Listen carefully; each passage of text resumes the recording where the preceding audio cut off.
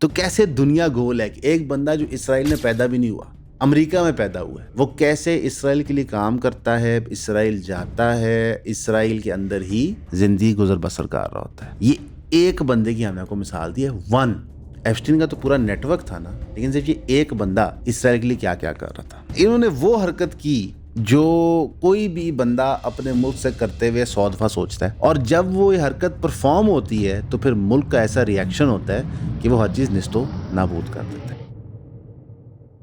बिस्मिल्लाहिर्रहमानिर्रहीम। अस्सलाम वालेकुम नाजरीन, ये है सेकंड या first episode, we not sure, because मैं और सलमान तो वीडियो रिकॉर्ड कर देते हैं वो लगे ना लगे हमारे कंट्रोल में नहीं होता। लेकिन हुआ क्या कि जब एप्स्टीन फाइल्स आई तो फिर हमने कहा कि यार ये जो मुसाद और अमेरिका और the Jewish lobby AIPAC and America, इसका जो रिलेशनशिप है उसको स्टडी करना चाहिए, डीप डाइव करना चाहिए। तो एप्स्टीन फाइल्स आप समझे एक जुज़ है in this grand relationship of the state of Israel and the state of America. उसका एक और जुज़ है जोनाथन पॉलर्ड। अब आप कहेंगे ये कौन है? ये एक बहुत ही शाकार आदमी थे। क्यों थे? क्योंकि इन्होंने वो हरकत की जो कोई भी बंदा अपने मुल्क से करते हुए 100 दफा सोचता है, और जब वो ये हरकत परफॉर्म होती है तो फिर मुल्क का ऐसा रिएक्शन होता है कि वो हर चीज़ निस्तो नाबूद कर देता है। अब आप कहेंगे यार जोनाथन पॉलर्ड है कौन? अच्छा, वीडियो पॉज करके जाके विकीपीडिया सर्च ना कर लेना, ठीक है? मुझे पता तुम लोगों को जोनाथन की स्पेलिंग नहीं आती, नो प्रॉब्लम। लेकिन जोनाथन पॉलर्ड बेसिकली अमेरिका के अंदर गैल्वेस्टन टेक्सास में 1954 में पैदा होता है। वो एक सिविलियन इंटेलिजेंस एनालिस्ट होता है for the US Navy's anti terrorist alert centre in Maryland, यानी कि वो एक इंटेलिजेंस ऑपरेटिव होता है। 1979 में उसका ये करियर वहाँ शुरू होता है। 1984 से लेके 85 तक तकरीबन 17 महीनों के ऊपर पॉलर्ड साहब एक large volume of classified documents estimated at 800 किताबचे से लेके 1500 किताबचे, यानी ये सिंगल पीस डॉक्यूमेंट्स नहीं, किताबचे होते हैं प्रॉपर, ये वो देता है अपने इजरायली हैंडलर्स को। यानी कि बेसिकली एक अमेरिकन पर्सन अमेरिका में पैदा हुआ ये चीज़ें किसको देता है? इसराइल को। वो क्यों देता है ये आपको वीडियो के एंड में हम बताएंगे। लेकिन सिर्फ आपको ये बताना था कि at the height of the cold war, यानी अमेरिका यूएसएसआर से मेजर जंग लड़ रहा है, इसराइल उसका की एला है मिडल ईस्ट में, लेकिन मुसाद क्या करवा रहा है, इसराइल क्या करवा रहा है वहाँ पे? स्पाइंग। ये चीज़ पकड़ी जाती है, इस पर ट्रायल होता है। ट्रायल के दौरान इसराइल अपनी इन्वॉल्वमेंट छुपाने की कोशिश करता है, लेकिन वो सामने आ जाती है और इस बंदे को इवेंचुअली 30 साल सज़ा हो जाती है।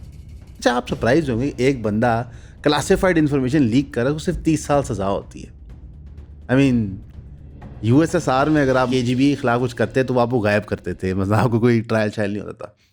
और आप सोच रहे होंगे 30 साल बाद ये बंदा कहाँ है? जाहिर है 1980s के अंदर एक बंदे को सजा हुई, अब वो कहाँ है? अब वो बंदा इजराइल में, वो वहाँ पे रहता है, इंटरव्यूज़ देता है, और अब वो इजराइल के पार्लियामेंट के लिए शायद इलेक्शन भी लड़ने लगा।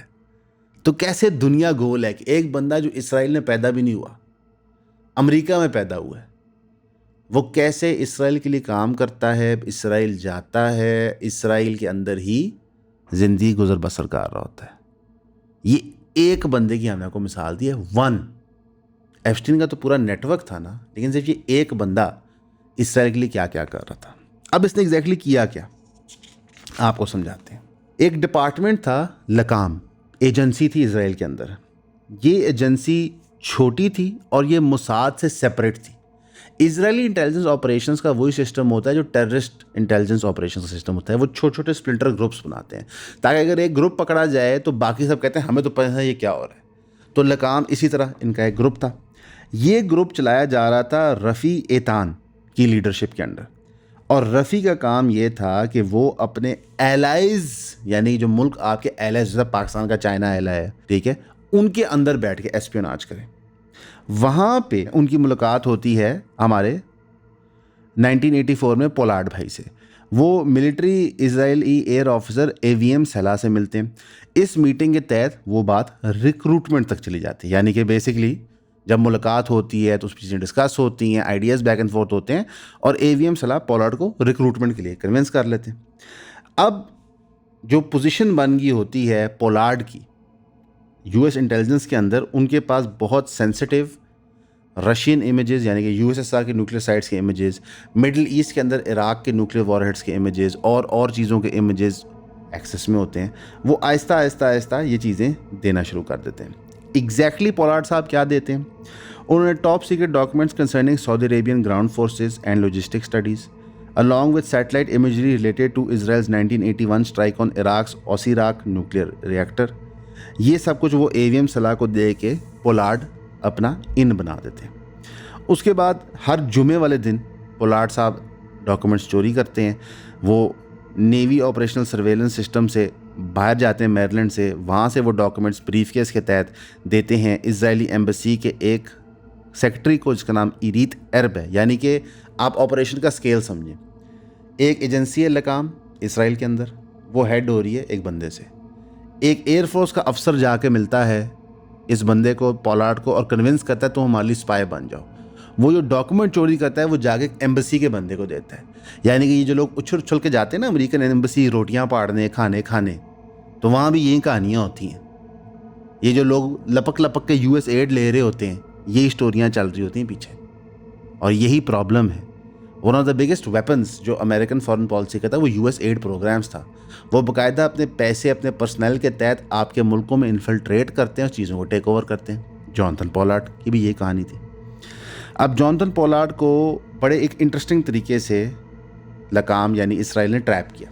उन्होंने ना सिर्फ उसको पैसे देना शुरू किए, बल्कि उन्होंने कहा कि हमने तुम्हारे लिए अकाउंट खड़ा किया स्विस बैंक में, जहाँ पे हर साल हम $30,000 डालेंगे और 10 साल में वो $3 लाख हो जाएंगे। यानी हर साल 30,000 के 10 साल पे, और 10 साल के बाद तुम वो अकाउंट एक्सेस कर सकते हो।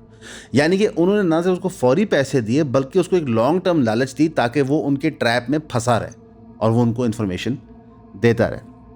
बहरहाल 1985 में पोलार्ड के कोवर्कर्स ऑब्जर्व करते हैं पोलार्ड क्या हरकतें कर रहे हैं, और उनको साफ नज़र आता है और समझ आता है कि जनाब ये एक बेसिकली घटिया आदमी है। और वो जब उसके खिलाफ इन्वेस्टिगेशन होती है वो पकड़ा जाता है।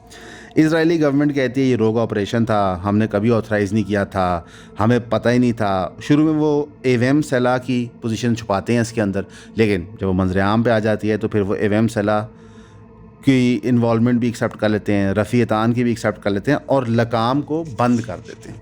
क्योंकि ज़ाहिर है वो ऑलरेडी मुसाद के सबसर्विएंट एक एजेंसी थी, उसको बंद करने में क्या होता है, एक पब्लिक ट्रायल होता है जिसके तहत कुछ ना कुछ क्लासिफाइड इन्फॉर्मेशन सामने आती है। उस पब्लिक ट्रायल के एंड में सज़ा हो जाती है पोलार्ड साहब को 30 साल की। अब पोलार्ड साहब की जो सज़ा होती है वो सन 2015 में ख़त्म होती है, उनको पैरोल पे रिलीज़ कर देते हैं। यानी कि 1987 से लेकर सन 2015 तक पोलार्ड साहब जेल में रहते हैं, एक मिनिमम सिक्योरिटी प्रिजन में रहते हैं, बड़े पुरसकून होते हैं। उसके बाद सन 2015 में उनको पैरोल पे रिलीज़ किया जाता है, जो 2020 में एक्सपायर करते हैं। यानी कि 5 साल वो कहीं ट्रैवल नहीं कर सकते थे, स्टेट नहीं छोड़ सकते। उसके बाद क्या कहते हैं, जब वो 2020 में जैसे उनका पैरोल ख़त्म होता है तो वो इसराइल चले जाते हैं। एवीएम सलाह जो दूसरा बंदा था इसमें हेवली इन्वॉल्व अमेरिकन, उसको कभी जेल नहीं भेजा जाता और उसको यूएस प्रेसिडेंट 2021 में पार्डन कर देता है। यानी कि ये कहता है कुछ नहीं होता, तुमने हमारी स्टेट सीक्रेट्स चोरी की थी। अब इसके अंदर एक और ट्विस्ट भी है, हाइट ऑफ कोल्ड वॉर। यही स्टेट सीक्रेट्स जो चोरी की थी पोलार्ड ने और इसराइल को दी थी, इसराइल ने उठा के ये रशिया को दे दी, यानी यूएसएसआर को दे दी, यानी अमेरिका के दुश्मन को। और यही चीज़ हमें नज़र आई इस ट्रायल के अंदर भी। वॉशिंगटन पोस्ट की रिपोर्ट है published by Charles R Babcock on October 20, 1991। Washington Post की रिपोर्ट समराइज करती है सीमोर हर्श की किताब के अंदर से द सैमसन ऑप्शन कि पोलार्ड ने सिर्फ intelligence to Israel about Arab states नहीं दी, बल्कि highly sensitive US intelligence about Soviet Union भी दे दी, जिसकी वजह से Israeli prime minister Yitzhak Shamir ने अप्रूव किया कुछ स्ट्रेटेजिक इंटरेस्ट के लिए इसराइल को, रशिया को ये इन्फॉर्मेशन देने की। ये इसराइल रशिया का नेक्सस और कहाँ पे आप फिगर आउट करते हैं? याद है हमने एप्स्टीन फाइल्स की वीडियो में आपको बताया था कैसे रशिया के साथ डीलें एप्स्टीन बना रहा था, तो ये बात 1980s में भी सच थी। यानी कि इसराइल वो जानवर है जो एक तरफ से अमेरिका से बिलियंस ऑफ डॉलर्स लेता है, उनके लोगों के ऊपर इन्फ्लेशन मुसल्लत करता है, उनके जान माल हर चीज़ दाव पे लगाता है, लेकिन जाके रशिया के साथ भी डीलें बनाता है। और यही डीलें इसराइल सबके साथ करता है। यानी कि इसराइल किसी का दोस्त नहीं है। अक्सर औकात कहा जाता है कि there is no free lunch when it comes to meeting America. Reality ये असल में इसराइल के बारे में। मिलिट्री टारगेट्स सोवियत यूनियन के जो अमेरिका ने लॉक किए हुए थे, उनकी लोकेशंस भी अपेरेंटली दी जाती हैं, जिसके बाद वो मिलिट्री टारगेट्स चेंज होते हैं। डाटा दिया जाता है कैसे हार्डन साइट्स को सोवियत यूनियंस प्रोटेक्ट करते हैं, मज़ीद उसको बेहतर कहते हैं। Information on Soviet air defenses दी जाती है। A CIA analysis of Soviet nuclear weapons programs दिए जाते हैं।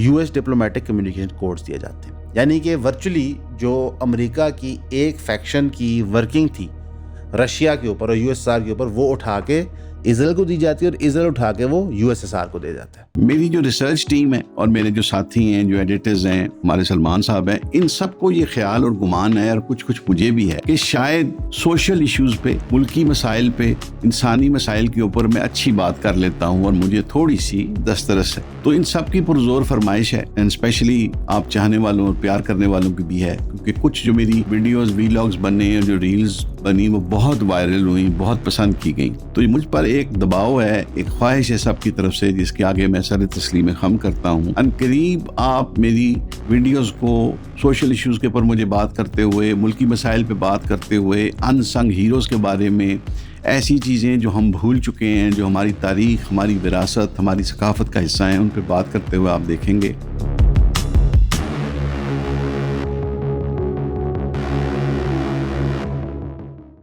तो ये है वो मोहब्बत, वो प्यार, वो चाहते जो इसराइल और अमेरिका की आपस में।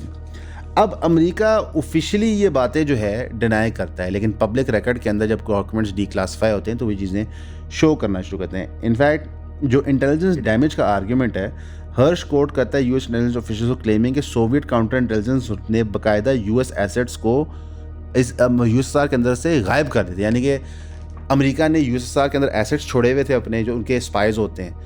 इन डॉक्यूमेंटेशंस के लीक होने के बाद, रशिया के पास पहुंचने के बाद, वो सारे एसेट्स गायब हो गए। यानी कि बेसिकली KGB ने सारे एसेट्स को पकड़ लिया।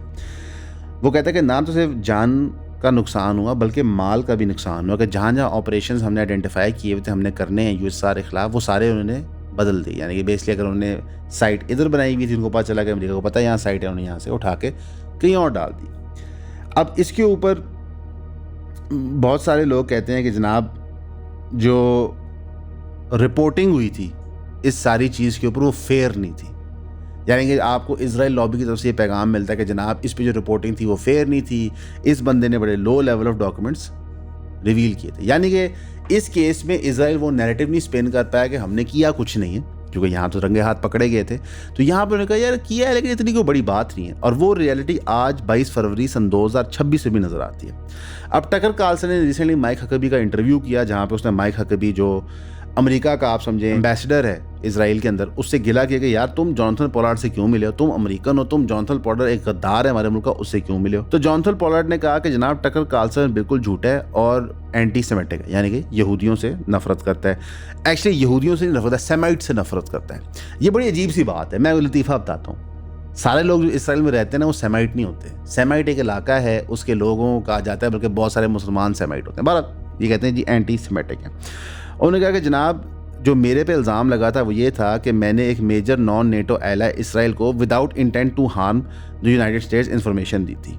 यानी कि एक बंदा ये कह रहा है कि मैंने अपने मुल्क के साथ गद्दारी की थी एक और मुल्क को डाटा दे के, तो मेरी नीयत नहीं थी कि अमेरिका को नुकसान होगा। तो किसको होना था? फूफी के ताए के चाचे को। स्टूपिड बात की है ना। मतलब कल को अल्लाह माफ़ करे मैं गद्दारी करूँ, ISI से डॉक्यूमेंट्स लीक करके मैं जाके दे दूँ चाइना को हमारा एलाय, और चाइना वो डॉक्यूमेंट उठा के दे दे इंडिया को, तो आपके ख्याल से पाकिस्तान गवर्नमेंट क्या कहेगी? जनाब असद बेटा आपको तो पता ही नहीं था, आप तो रोटी को चोची कहते हैं। ये क्यों हुआ?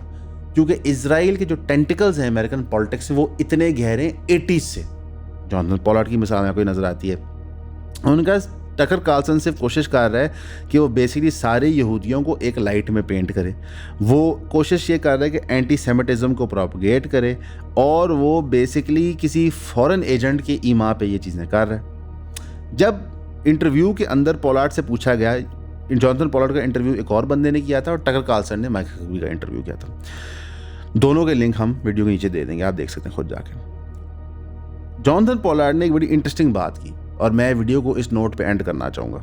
जॉनथन पोलार्ड ने कही कि जनाब एक यहूदी की अल्टीमेट लॉयल्टी फेलो यहूदीज़ को है, खुदा को है और यहूदी स्टेट को है।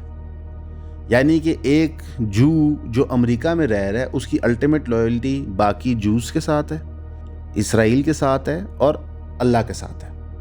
यानी कि वो नेशन स्टेट के पैराडाइम को रिजेक्ट कर देते हैं। इस फ़लसफ़े के तहत जॉनथन पोलार्ड को लगता है उसने कुछ गलत नहीं किया, क्योंकि वो एक यहूदी है तो उसकी वफ़ा बाकी यहूदियों के साथ है, उसकी वफ़ा इसराइल के साथ है, तो लिहाजा अमेरिका को अगर कोई नुकसान होता है तो क्या फ़र्क पड़ता है। और उसने फिर ये भी ताकीद की कि जनाब जो लोग बाकी मुल्कों के अंदर किसी ताकतवर ओहदे पे आते हैं और जो हैं यहूदी या जूइश लॉयल्टी रखते हैं अपने दिल के अंदर, तो उनको वो ओहदे नहीं लेने चाहिए, वरना उनको डबल लाइफ जीनी पड़ेगी। यानी कि उनको बाज़ार झूठ बोलना पड़ेगा कि हम इस मुल्क से प्यार करते हैं जिसमें हैं, लेकिन असल में उनकी मोहब्बत इसराइल के लिए। यानी कि जॉनथन पोलार्ड ने एक सांस में कहा कि टकर कार्लसन सारे यहूदियों को समझता है कि वो एजेंट है, लेकिन दूसरी सांस में जॉनथन पोलार्ड ने कहा कि बेसिकली सारे यहूदी एजेंट है। लतीफ़ा नहीं है। असल में होता क्या है कि एक इंसान का प्लान होता है, एक अल्लाह का होता है। और हमारे वालिद साहब और बुजुर्ग कहते थे अक्सर कि अल्लाह डांगा नाल नहीं मारता, पुट्ठी मत दे के मारता है। हुआ क्या कि ये पूरा सोशल मीडिया का जाल, इस पे कंट्रोल एक पर्टिकुलर लॉबी और ग्रोह का बहुत गहरा था। अगर आप हॉलीवुड के टाइज देख लें, टू द जूइश लॉबी, वो किस तरह चीज़ों को प्रमोट प्रोपगेट करते हैं, तो वो आपको नज़र आते थे। Over a passage of time लोगों ने अंडरस्टैंड किया कि ये टूल बेसिकली इंडोक्ट्रिनेशन का वेपन है। इनफैक्ट नेतन्याहू ने तो बाकायदा टिकटॉकर्स को मिलकर कहा था कि जनाब जो वॉर का अगला डिमेंशन है वो बेसिकली ये है, तो लिहाजा we have to talk to Elon Musk कि वो ट्विटर पे हमें और रूम दे, हमारे खिलाफ आवाज़ों को बंद करे, हमें टिकटॉक पे रूम बनाना है। और टिकटॉक का जो रिसेंट एक्विजिशन है उसके बाद लाखों लोगों ने टिकटॉक इस्तेमाल करना छोड़ दिया अमेरिका के अंदर। तो इस चीज़ को मद्देनज़र रखते हुए लोगों ने फाइट बैक करना शुरू किया थ्रू आर्ग्यूमेंट्स एंड इंटेलेक्ट। उन्होंने कहा जनाब देखें, जॉनथन पोलार्ड के केस में आपको नज़र आता है कि किस तरह इसराइल अपने मकासद के लिए अमेरिका को बिट्रे करता है। और ये पहला बिट्रेल नहीं, कई बिट्रेल्स हो चुके हैं। बल्कि इंशाल्लाह अगली वीडियो एक और बिट्रेल पे आपको हम अभी बताते हैं। वो USS लिबर्टी का स्कैंडल था, वो भी एक मेजर बिट्रेल था जहाँ पे कई अमेरिकन जानों का नुकसान हुआ था। तो इन कंक्लूजन आपने क्या सीखा है? आपने ये सीखा है कि एप्स्टीन जो मॉडर्न डे वेब आपको नज़र आया है, इस वेब की कई शाखें और लड़ें पहले भी एग्जिस्ट करती थी। हमने आज आपको एक 1980s की मिसाल दी। USS लिबर्टी में जाएंगे तो आपको और समझ आएगा। जितना आप इस मामले को पीछे लेते जाएंगे to the idea of a Zion state, उतना आपको समझ आएगा कि इसका मकसद और पर्पस क्या था। एक तो पर्पस था कि किस तरह ग्लोबल पावर्स को मैनिपुलेट और कंट्रोल करना है, और दूसरा एक और मकसद था जो आप समझ लें इsoteric था इन नेचर। वो भी तफसीलन हम वीडियो बनाएंगे। उम्मीद है आपको वीडियो पसंद आई होगी। हमेशा की तरह आपका सुनने का शुक्रिया।